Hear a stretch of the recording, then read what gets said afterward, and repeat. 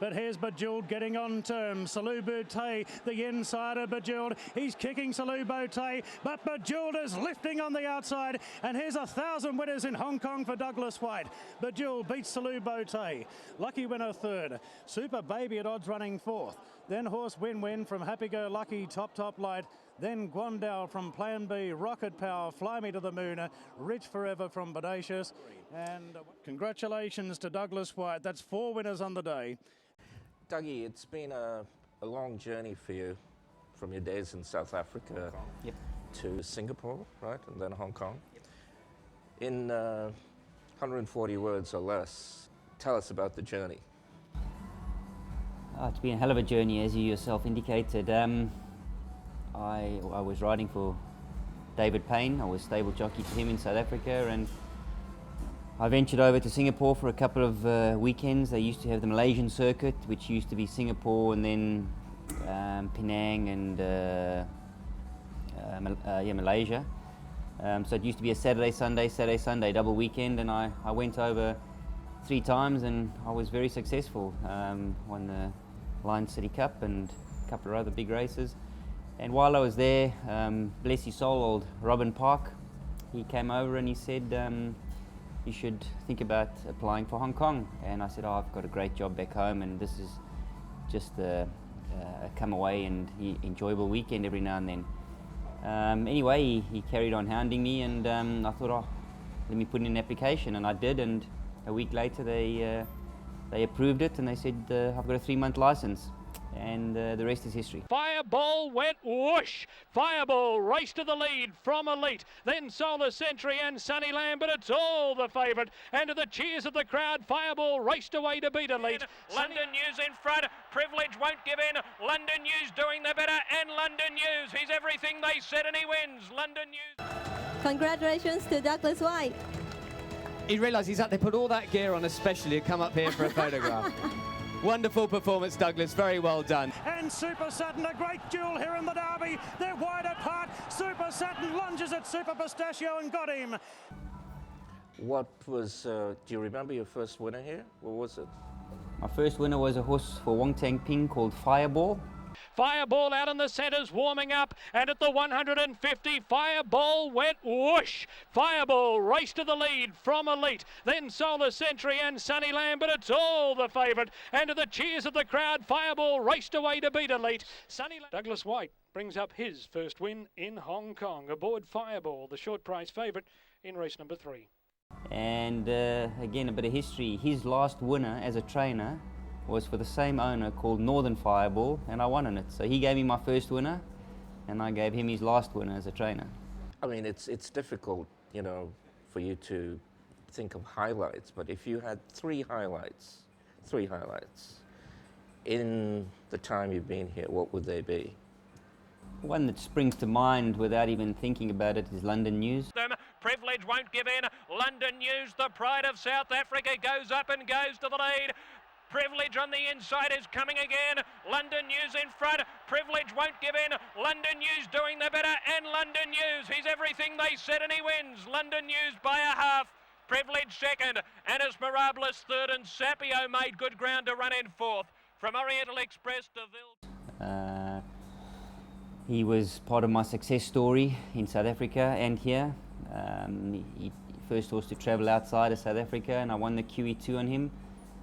And then, you know, my first derby, it had been a long time, and you never forget the first one. Working his way into the clear, getting underneath Fair Trade and Super Saturn to the outside. Super Saturn's going after Super Pistachio. Brave Kid between them. Super Pistachio and Super Saturn. Super Pistachio and Super Saturn. A great duel here in the Derby. They're wide apart. Super Saturn lunges at Super Pistachio and got him.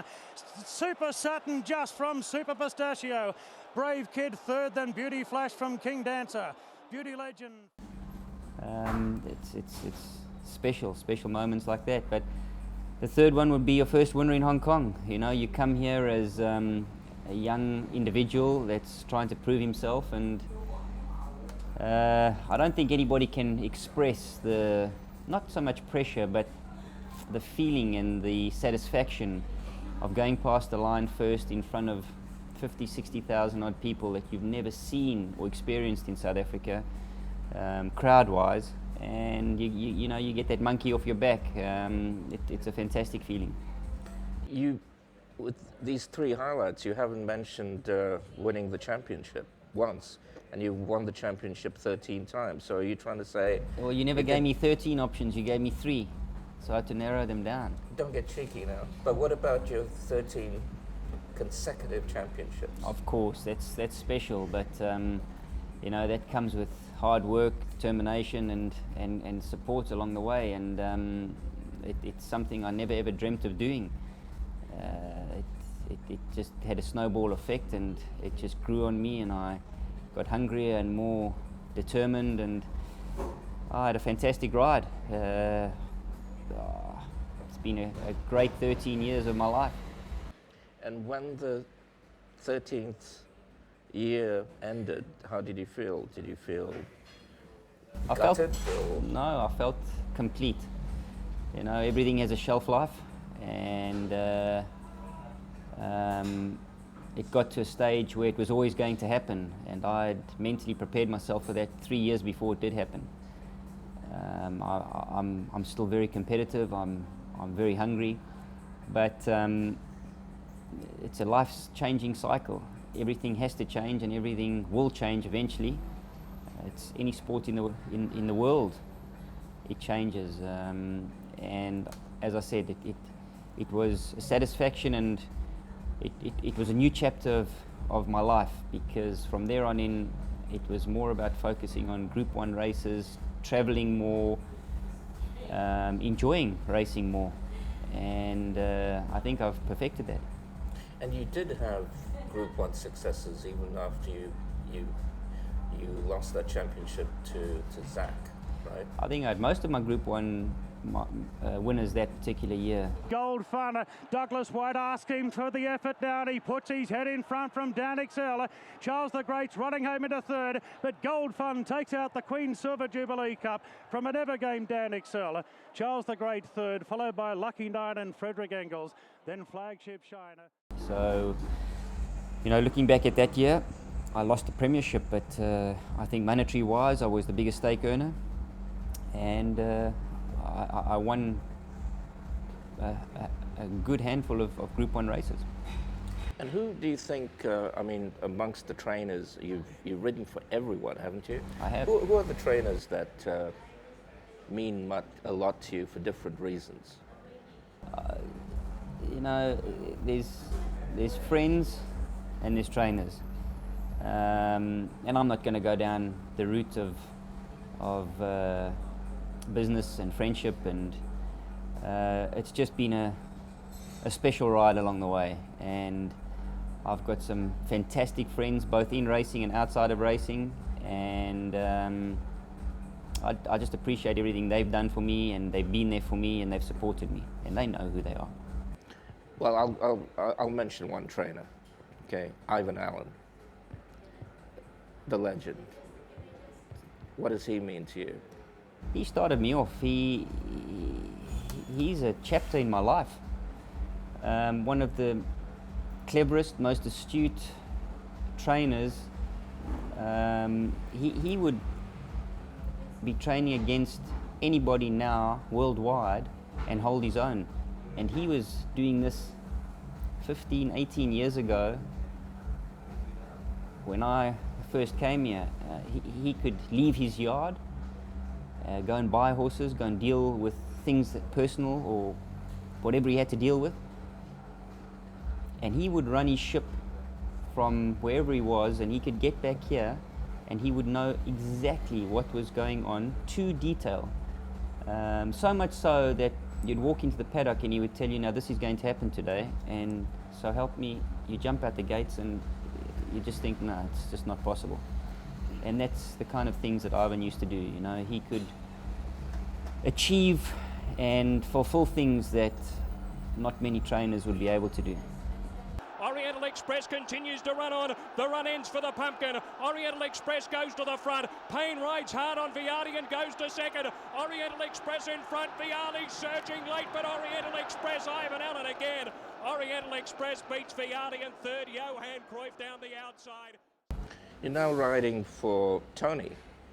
And I remember Tony got a big break through Ivan as well. You know, I think with Colonial Chief when he was riding. And you're now riding for Tony. What's that like? Because Tony can be a tough taskmaster. Tony's Tony.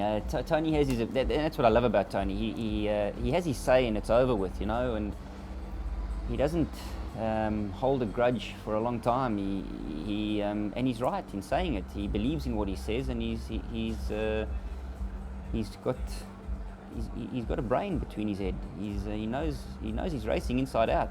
And he knows horses. He's a fantastic horseman. He's very special with animals. But again, Tony and I go back a long way. You know, his last winner as a jockey was Super Team, and my first winner for him as his stable jockey was Super Team. So him and I had a great association together, and we still do now. Pinophobia's in for the fight. Great finish here. Bundle of Joy and Pinophobia. Bundle of Joy. Pinophobia lunges on the far side and got up to win it. Pinophobia in the last bound beat Bundle of Joy. Smart Volatility third, followed by Frederick Engels. You read my mind, Sterling City, Eagle Regiment, and unfortunately Amber Sky was gone a long way out. It's been a long time since I've ridden a lot for Tony, but this year I've ridden more for him than I have in the last 5 years, and it's fantastic. You know, I'm getting on really well with him, and I'm having success for him. But Tony can train a horse, and Tony's come a long way from when I was his stable jockey. He's changed his racing, his training methods. He's tweaked a lot of things, and for the better. And he's always going to be a force to be reckoned with on the trainers' premiership table. Right. The one thing when people discuss you, you know, and people I really respect, I don't respect many, as you know, what they always say about Douglas Whyte is two words: consummate professional. And you know that, I've told you that. What do you think, you know, with modesty aside, what do you think makes you the tough professional that you are? I think it's what you want out of whatever sport or game or business you're in, and I think it's how you sell yourself as an individual. You know, you can either think you're better than everybody and big-headed, big mouth. You can be a show-off. There's many of us in many different sports, but I was taught very young, you only have one name, and when you lose your integrity and your name, no money, no friends, no health, no whatever you want can buy it back. And Ivan Allen instilled that in me as well. He was a very wise man, and I think the respect that people had for him astounds me till this day. He wasn't afraid of taking on anyone if he believed he was right to clear his name. And I'm sure a lot of people will remember a couple of the cases that he went to hell and high water to clear his name, and he did, because he believed that his name was everything. And I think if you can maintain that in life, and you can retain your name and your integrity and live by it, well, that makes you a very special individual. Now, there are people who say that you're not exactly a fun guy in the jockey's room. You don't exactly go around high-fiving people and doing the moonwalk. So are you a moody little guy in the jockey's room? I wouldn't say I'm moody. I would say I'm a professional. I would say when I walk onto the racetrack, I'm a very focused individual, and it's not in my nature to go around high-fiving and asking about, you know, I go to the races for a purpose, and the other guys may think that I'm hard up and all up myself in the jockeys room, but you know, business is business for me, and off the track I'm a totally different individual. But when I'm on the racetrack, I'm pretty focused.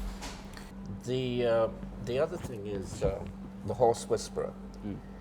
Was that something you learned from him? I mean, you went to see him with Felix Kutsi, right? Yeah, Monty Roberts. He's probably one of the most phenomenal individuals on this planet. What he's done for people, let alone horses, I don't think any other individual would ever, and I'll make a statement, would ever be able to do what he's done. The people he's helped, the lives he's saved, and the horses that have been mistreated, abused,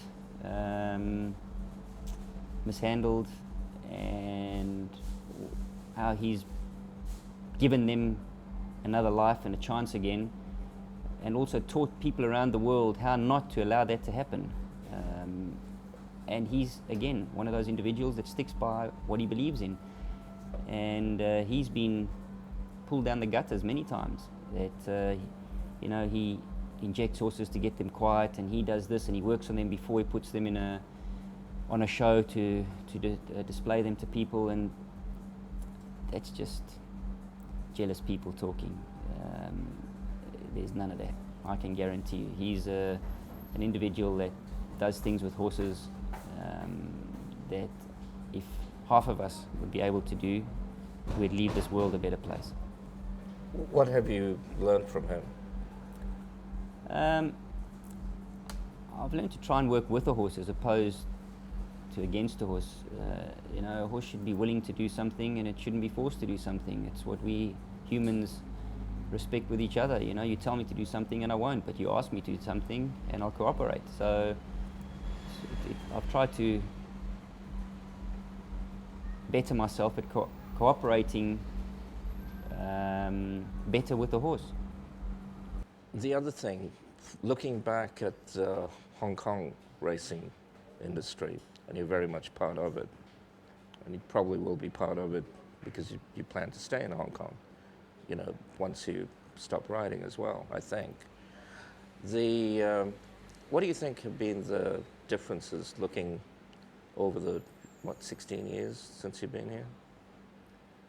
Hong Kong, it's a part of my life now. My children were born here, and I've been here 17 years now. Yeah, when I stop, I will always have some interest in Hong Kong. I'll always be here. But looking back when I first began and to what it is now, it's a huge difference, especially with the people I worked with and for. And but it's been a journey that I would never change. It's been both professionally and family, friends, out of racing people. I've met people, the most phenomenal people in the world, and I've had a great ride. So once it's going to get very frustrating for me when I'm not in the saddle anymore, because I enjoy it, I love it, and I always have to do something. But looking back at Hong Kong, I'd be able to look back and say, Hong Kong's given me something that I would never ever have been able to have got anywhere else. And I've given Hong Kong something that I've worked damn hard to achieve. And I'm proud of that. Goldfun's got the last shot at them. He's surging now, Goldfun, overcoming adversity to win the race. Goldfun. Here he comes. Akeed Mafeed rests the lead in the cup, and Akeed Mafeed draws away to beat Tokai Halo. I'd like to invite our club deputy chairman, Dr. Simon Eve, to present the award to Douglas Whyte. 係啦，特別要恭喜偉達啦！今年係連續第13年啦，成為冠軍騎師，表現真係非常之出色啊！ That's right, once again, congratulations to Douglas on winning this coveted title for 13 years in a row. Congratulations. Pina Fabia's in for the fight. Great finish here. Bundle of Joy in Pina Fabia. Bundle of Joy. Pina Fabia lunges on the far side and got up to win it. Pina Fabia in the last bout. If you had to give advice to a new rider coming to Hong Kong, you know, who might have some preconceived idea about Hong Kong racing, what would it be? Harder you work, the luckier you get, and you create your own luck. So do you think people do come here with a preconceived notion that it's going to be an easy ride? I think a lot of people used to think that, and I think from when I started, I think the Hong Kong Jockey Club has become one of the most renowned racing jurisdictions and clubs in the world. Their quality of horse, their competitive side in the races, their rating bands, which you can see when a horse crosses the line, there's sometimes 1-2 lengths amongst 6, 7, 10 horses. So I would say it's probably the most competitive racing jurisdiction in the world, and I do think people thought it was easy coming here, and you know, Tom Queally rode Frankel. Tom Queally came here and they didn't know who Tom Queally was, and it doesn't matter that they didn't know who Tom Queally was, but maybe he came here thinking, I'm Frankel's jockey, they'll know who I am, and you know, it'll be put on a platter for me. It doesn't work in Hong Kong. It doesn't matter who you are, where you're from. You have to put in the effort to gain the rewards. What's more important for you, international success or Hong Kong success? I think both, especially if I'm representing Hong Kong internationally. Hong Kong's home now, and it's all about Hong Kong, but to go away for a weekend and ride internationally, especially on a Hong Kong horse, it gives me a great buzz. Now Whyte asks for the supreme effort on a Keedma feed. He draws the stick as he goes after Gold Fun. Endowing still there on the fence. Rainbow Chic going between them. It's a Keedma feed. Gold Fun, Endowing, but the odds-on favourite, a Keedma feed, will prevail in the derby. A Keedma feed wins at 3/4 of a length. Endowing got second, an inch in front of Gold Fun, followed by Rainbow Chic. And hanging up the saddle, when do you think that'll be? When I lose the fire in my belly, and when I don't have the competitive streak in me anymore. I can't answer that question. I feel great. I'm physically and mentally healthy, so I'll be around for a while yet. But, I mean, do you think though the pressure is off you now that there's Zach and Moreira ahead of you? Do you think you're a happier jockey? I wouldn't say the pressure's off me. I would say I'm less focused on, because I've been there, I've done it. When you say a happier jockey, I think I'm a more content jockey, in that I'm enjoying what I do more now, and I can make a decision and say no sometimes if for a particular reason, whereas when I was chasing, you know, you want 10 rides every meeting or 11 rides every meeting, and you want to fill up every single race, and but I don't feel the need to have to do that anymore. If I go to the races with 7 or 6 good rides or chances, as opposed to 10, I'm very happy, I'm comfortable. You know, as I said, I'm enjoying it more now from a different point of view than what I was 5-6 years ago. Thanks, man. It's a pleasure, as always. Cheers, bud. Good day.